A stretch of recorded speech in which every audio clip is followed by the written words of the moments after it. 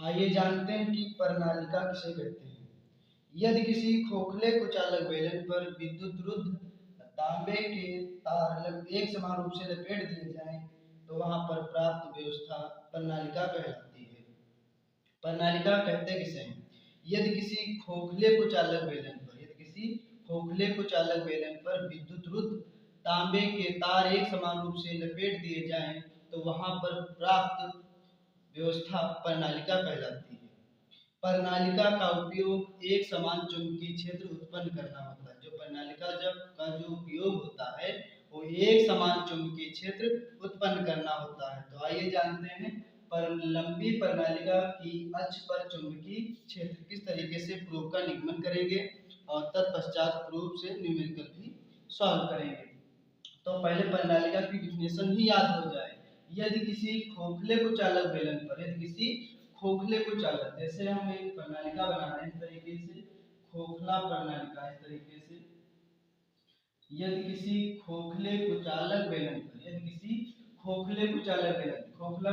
बेलन पर विद्युत रुद्ध तांबे के तार एक समान रूप से लपेट दिए जाए। कैसे लपेट दिए जाए? एक समान रूप से लपेट दिए जाएं तो प्राप्त व्यवस्था क्या कहलाती है? तो प्राप्त व्यवस्था एक प्रणालिका कहलाती है। क्या कहलाती है? एक प्रणालिका कहलाती है। तो फिर से लिखा है कि प्रणालिका का उपयोग एक समान चुंबकीय क्षेत्र उत्पन्न करना होता है।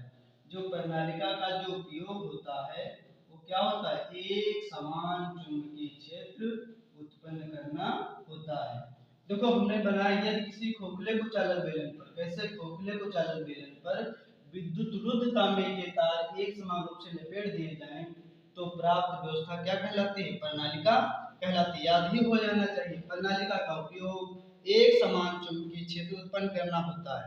अब देखिए प्रणालिका है, इसमें प्रणालिका में क्या, ये जो प्रणालिका में फेरे लग रहे हैं इसमें फेरों की संख्या जो है n है। यहाँ पर लिखना चाहेंगे कि प्रणालिका में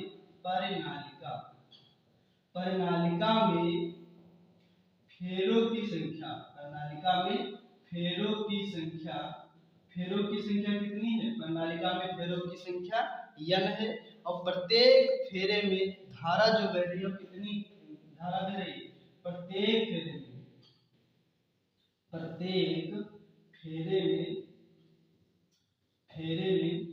धारा कितनी बह रही है? प्रत्येक फेरे में धारा जो बह रही है I एम्पीयर धारा प्रत्येक फेरे से गुजर रही है। इसमें फेरों की संख्या कितनी है? तो प्रणालिका में फेरों की संख्या n है, प्रत्येक फेरे में धारा कितनी बह रही है? I बह रही है। तो जानते हैं कि यहाँ पर जो प्रणालिका जो होती है, लंबी प्रणालिका अक्ष के चुंबकीय क्षेत्र मुझे स्थापित करना है। तो प्रणालिका के चुंबकीय क्षेत्र जो अक्ष स्थापित करने जाता है तो प्रणालिका में प्रत्येक लंबाई में फेरों की संख्या ज्ञात की जाती है। प्रणालिका में बंद लूप होते हैं, बंद लूप के अंदर चक्र होते हैं। तो इस तरीके से एक डायग्राम बनेगा प्रणालिका में। ये चीज आपको याद रखना है बारी से। तो आइए गौर करते हैं डायग्राम की तरफ, रूप का निरूपण करेंगे। तो यहाँ पास देखिए ध्यान से, यहाँ पास एक बंद लूप होता है इस तरीके से, यहाँ पास इस तरीके से इनका नाम दे दिया जाता है A, B, C और D। अब जी देखो, जहां यहाँ पास कुंडली में इस तरीके से फेरे लग रहे हैं, इस तरीके से कुंडली में, प्रत्येक कुंडली में इस तरीके से कुंडली में फेरे लग रहे हैं, इस तरीके से वक्र के तरीके से चलते हैं। और इसमें देखो कुंडली देखो इस तरीके से है, इस कुंडली में इस तरीके से वक्र के तरीके से क्या धारा बह रही है और इसमें जिधर धारा बहती है उधर ही चुंबकीय क्षेत्र है। तो यहाँ पास जो थीटा बनता है इसको बोलते हैं क्षैतिज घटक और इसको बोलते हैं ऊर्ध्वाधर घटक। इनके जो बीच में जो कोण बनता है वो 90 डिग्री का बनता है। ध्यान से गौर से देखना। और इधर भी चुंबकीय क्षेत्र भी है। इधर इस कुंडली में कैसी कुंडली है? खोखला कुचालक बेलन है। और यहाँ भी कितनी कुंडली, यहाँ पर कितने अंश का कोण बन रहा है? 90 डिग्री का कोण बन रहा है। और कुंडली के बाहर का जो क्षेत्र होता है, जो चुंबकीय क्षेत्र होता है वो शून्य लगता है। बाहर जो कुंडली के बाहर जो क्षेत्र होगा वहां चुंबकत्व तो थोड़ा ही होगा, वहां पास चुंबकीय क्षेत्र कैसा होगा? वहां पर चुंबकीय क्षेत्र का मान शून्य होगा। तो एम्पियर के नियम से हम आप सभी लोग पढ़ चुके हैं। एम्पियर के नियम से, एम्पियर एम्पियर के नियम से, एम्पियर के नियम से, एम्पियर के नियम से क्या पढ़ेंगे? बंद पृष्ठ इस तरीके से समाकलन का चिन्ह लगता है, और पढ़ चुके हैं B vector dot DL vector बराबर mu naught sigma I. Sigma I क्या है कि बंद लूप में प्रवाहित धारा है। अब देखिए बी डॉट डीएल, डॉट का चिन्ह हटता है तो cos थीटा लगता है। ध्यान रखना, जब डॉट का चिन्ह हटेगा तो cos थीटा लगेगा। तो आइए ध्यान गौर करते हैं कि प्रणालिका में प्रत्येकांक लंबाई में क्या फेरों की संख्या है, और प्रणालिका में फेरों की भी संख्या यानी और प्रवाहित धारा भी क्या है आई है। तो याद रखना है, यहाँ पर साइड में लिख देना है कि प्रणालिका में फेरों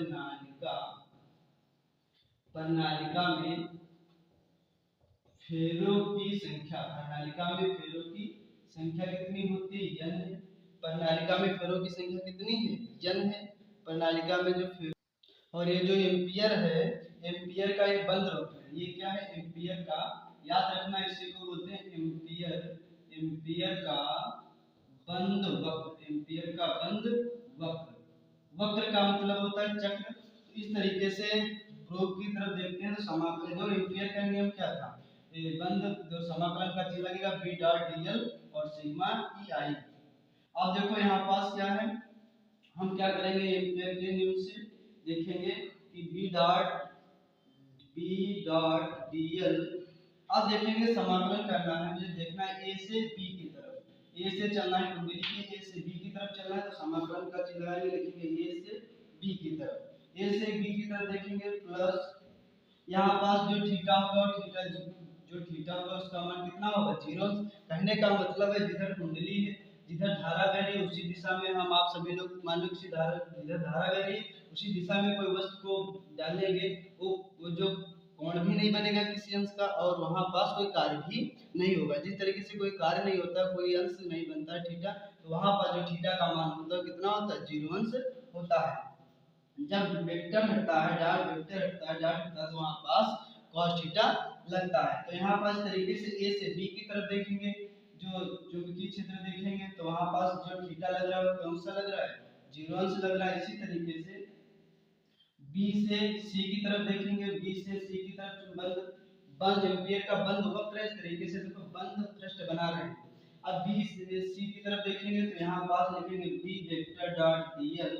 यहाँ पास यहाँ भी देखो ठीक है, बी से सी की तरफ जा रहे हैं, धारा इस दिशा में बह रही है और हम जा इस दिशा में, तो बीच में कोण कितने डिग्री का बन रहा है? कहने का मतलब है धारा इस दिशा में, कुंडली का धारा इस दिशा में है और हम चलती दिशा में रहे, ऊर्ध्वाधर दिशा में चले, तो इनके दोनों के जो बीच का जो कोण बना कितने डिग्री का बना है? 90 डिग्री का। तो यहाँ पास जो थीटा लेंगे उतना लेंगे 90 डिग्री का। तो इस तरीके से आगे प्रूफ लगाएंगे। अब सी से डी की तरफ देखेंगे, समाकलन का चिन्ह लगाएंगे बंद वक्र का। सी से डी की तरफ जब करेंगे देखेंगे तो यहाँ पास बी रहेगा, वेक्टर रहेगा, डॉट डीएल रहेगा। यहाँ पास जो चुंबकीय क्षेत्र उसका ही मान कितना? 0। इसलिए 0 क्योंकि कुंडली के बाहर का जो क्षेत्र होता है वहां पास चुंबकत्व नहीं कर पाता है, आकर्षित किसी वस्तु को नहीं कर पाएगा, वहां चुंबकीय क्षेत्र ही नहीं रहेगा, तो वहां पर चुंबकीय क्षेत्र का मान क्या रहेगा? 0 रहेगा। इसी तरीके से अब बी से सी से डी की तरफ होगा, बी से ए की तरफ देखेंगे, डी से ए की तरफ। तो यहाँ से देखो ये ऊर्ध्वाधर घटक में है, ये देखो क्षेत्रीय घटक में, ये चुंबकीय क्षेत्र की दिशा में, धारा की दिशा में। तो जिस दिशा में इनके दोनों के बीच का जो कोण बनेगा कितने डिग्री का बनेगा? 90 डिग्री का। तो लिखेंगे B vector dot DL vector बराबर दिया कितना है? देखो एम्पियर के नियम से म्यू नॉट सिग्मा आई। तो यहाँ पर लिखोगे म्यू नॉट सिग्मा आई। अब आइए गौर करते हैं, समाकलन का चिन्ह लगा रहेगा इस तरीके से।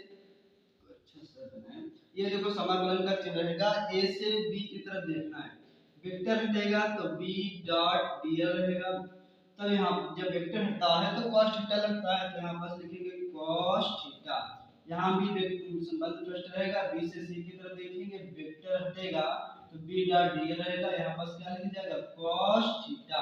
वेक्टर हटता है, डॉट हटता है तो cos थीटा लगता है याद ही कर लेना है इसको पूरा पूरा, जब तक याद नहीं करोगे तब तक कोई भी लगाने का आपको नहीं होगा। कुछ टॉपिक जो याद किए जाते हैं। इसी तरीके से फिर बी से सी होगा, सी से समाकलन करेंगे सी से डी की तरफ, बी रहेगा वेक्टर हटेगा डॉट लेगा डीएल, वेक्टर हटेगा तो cos थीटा लगता है, यहाँ पे लिखोगे cos थीटा। उसके बाद डी से ए की तरफ देखेंगे वेक्टर हटेगा तो बी डॉट डीएल क्या हो जाएगा cos थीटा बराबर रहेगा म्यू नॉट सिग्मा आई। ध्यान से आइए गौर करते हैं, यहाँ पर जो थीटा आप देखो जिधर चुंबकीय क्षेत्र है जिधर धारा बह रही है उसी दिशा में आप कार्य कर रहे हैं तो वहां पास थीटा भी नहीं बनेगा जीरो अंश, वहां भी कहने का मतलब वहां जो कार्य हुआ है वो जीरो अंश हुआ है। जिस दिशा में धारा बह रही है उसी दिशा में किसी वस्तु को बहा रहे हैं, वहां पर जो कार्य होगा कितना होगा जीरो होगा। कहने का मतलब वहां पर जो थीटा जो क्वांटिटी बनेगा वो भी कितना बनेगा जीरो अंश का बनेगा। बात समझ में आ गई होगी कहने का मतलब, तो यहाँ पर जो थीटा होगा कितना होगा जीरो अंश होगा। उसके बाद बी से सी की तरफ, बी से सी की तरफ जो ही चलेंगे बी से सी की तरफ क्यों ही देखो धारा इस दिशा में बह रही है हम चलिए इस दिशा में विपरीत दिशा में, यहाँ पास जो बीच का जो कोण बनेगा थीटा का कितना बनेगा 90 डिग्री का बनेगा। इसी तरीके से सी से डी की तरफ चलेंगे तो वहां पर चुंबकीय क्षेत्र ही जीरो है, इसका कहने का मतलब बी ही का मान कितना है जीरो है। कहने का मतलब कुंडली के बाहर का जो क्षेत्र होता है उसका मान कितना होता है जीरो होता है। इसी तरीके से डी से ए की तरफ यहाँ पर जो थीटा वो कितना दे रखा है 90 डिग्री, तो यहाँ पर लिख देंगे 90 डिग्री। एक बार समझाएंगे दोबारा जो ही समझ में आएगा तो ये क्लियर हो जाएगा। अब देखो समाकलन का चिन्ह रहेगा यहाँ दिख रहा होगा, ए से बी की तरफ देखेंगे बी डॉट डीएल रहेगा और cos थीटा, cos थीटा का मतलब cos थीटा की जगह पर रख देंगे जीरो अंश। फिर समाकलन का चिन्ह लगाएंगे बी से देखेंगे बंद ब्रैकेट का सी से तो बी डॉट डीएल रहेगा और cos थीटा, थीटा की जगह पर रख देंगे 90 अंश प्लस यहाँ थोड़ा नीचे देखेंगे प्लस सी से डी की तरफ देखेंगे तो बी डॉट डीएल रहेगा cos थीटा, थीटा की जगह पे जीरो अंश, यहाँ थीटा का जीरो अंश रखेंगे भाई, यहाँ भी चुंबकीय क्षेत्र जो दे रखा है वो भी जीरो अंश दे रखा है। थीटा रहेगा चुंबकीय क्षेत्र की जगह पे कितना रख देना है चुंबकीय क्षेत्र की जगह पे रख देना जीरो अंश। फिर देखना है बंद पृष्ठ की जगह पे डी से ए की तरफ देखना है तो लिखेंगे B dot DL cos theta, theta की जगह पर रख दें 90 डिग्री बराबर रहेगा म्यू नॉट सिग्मा आई। यह दिख रहा होगा। अब चलो ज्यादा यहाँ पास और जगह ही नहीं बची है तो cos जीरो का मान कितना होता है 1 होता है, तो यहाँ पास क्या बचेगा यहाँ बचेगा यहाँ दिख रहा होगा ए से डी की तरफ देखेंगे तो यहाँ पास बी रहेगा डॉट रहेगा डीएल रहेगा, cos जीरो का मान कितना होता है 1 होता है और यहाँ पर cos 90 का मान कितना होता है 0 होता है। इस तरीके से बी से सी की तरफ देखेंगे बी डॉट डीएल रहेगा डीएल और यहाँ पास cos जीरो का मान कितना होता है 0 होता है, cos 90 का मान 0 होता है प्लस इसी तरीके से यहाँ पास देखेंगे सी बी से सी होगा सी से डी देखेंगे बी मतलब चुंबकीय क्षेत्र ही 0 है तो यहाँ पास टोटल पद ही क्या हो जाएगा 0 हो जाएगा। एक बार चलो दिखा देता हूँ डॉट डीएल cos थीटा और कुछ दिया था हाँ बाद में दिया था प्लस सी से डी समाकलन करें डी से ए की तरफ बी डॉट डीएल cos 90 का भी मान कितना होता है 0 होता है बराबर दे रखा था म्यू नॉट सिग्मा आई। आइए ध्यान से देखते हैं यहाँ पर दिख रहा है। अब देखो क्या करेंगे चुंबकीय क्षेत्र का समाकलन ही नहीं निकलता है इसलिए चुंबकीय क्षेत्र बाहर निकाल लिया जाता है। ए से बी करेंगे किसका करेंगे डीएल का, डीएल एकदम डीएल हो जाएगा। यहाँ भी देखो यहाँ भी क्या करेंगे देखो यहाँ भी जीरो करेंगे तो चुंबकीय क्षेत्र का गुणा जो भी जीरो से करेंगे तो चुंबकीय जीरो हो जाएगा डीएल भी जीरो होगा समाकलन भी क्या हो जाएगा जीरो हो जाएगा। इसी तरीके से यहाँ भी गुणे का चिन्ह लगा तो डीएल से डीएल और जीरो से गुणा करो डीएल से पर सी पर हो जाएगा cos थीटा भी जीरो से गुणा करो सारा टोटल ए बी पद क्या हो जाएगा जीरो हो जाएगा। इसी तरीके से यहाँ भी जीरो से गुणा करोगे ये भी टोटल पद क्या हो जाएगा जीरो हो जाएगा, बचेगा क्या म्यू नॉट सिग्मा आई। तो ये सब पूरा पद जीरो हो गया है। कहने का मतलब यहाँ पास बचा है। और देखना समाकलन में एक चीज ध्यान रखना है नोट में, यहाँ पास नोट में ध्यान रखना है कि जो समाकलन डीएल का जो निकलेगा एल निकलेगा, मान लो समाकलन करना है किसी वस्तु का, मान लो समाकलन dy का करना है समाकलन तो y निकलेगा, समाकलन dx का करना है तो कितना निकलेगा x निकलेगा, ये नोट में याद रखना है। इसी तरीके से जो चुंबकीय क्षेत्र ऐसे रहेगा जब समाकलन किया जाता है, जब समाकलन किया जाता है किसका बंद पृष्ठ का डीएल का यहाँ पर समाकलन dl का कितना निकलेगा, l निकलेगा, बराबर रहेगा म्यू नॉट सिग्मा आई। अब इधर देखेंगे, थोड़ा इधर दिख रहा होगा, हाँ दिख रहा है, यहाँ भी दिख रहा है। तो आइए इधर हम देखेंगे तो क्या लिखेंगे, प्रणालिका में यहाँ पास लिखेंगे चूक लिखेंगे, अतः लिखिए, चूक ना लिखिए, अतः लिखिए, अतः प्रणालिका में, अतः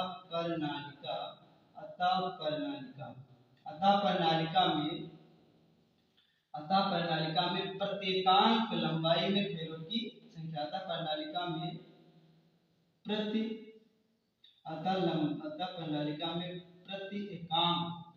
प्रत्येकांक लंबाई में, प्रणालिका के लिखिए यहाँ पर, प्रत्येकांक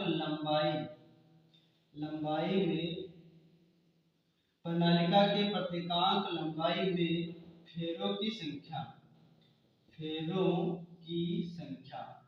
प्रणालिका के प्रत्येकांक लंबाई में फेरों की संख्या। प्रत्येकांक कहने का मतलब होता है जो कुंडली में ये जो चक्कर प्रणालिका का लग रहा है, इसमें फेरों की संख्या कितनी, देखो प्रणालिका एक ही प्रणालिका का चक्र लग रहा है, देखो प्रणालिका में चक्र भी एक लग रहा है, कहने का मतलब है प्रणालिका के प्रत्येकांक लंबाई में फेरों की संख्या, मतलब n बराबर कैपिटल N अपॉन में कैपिटल N।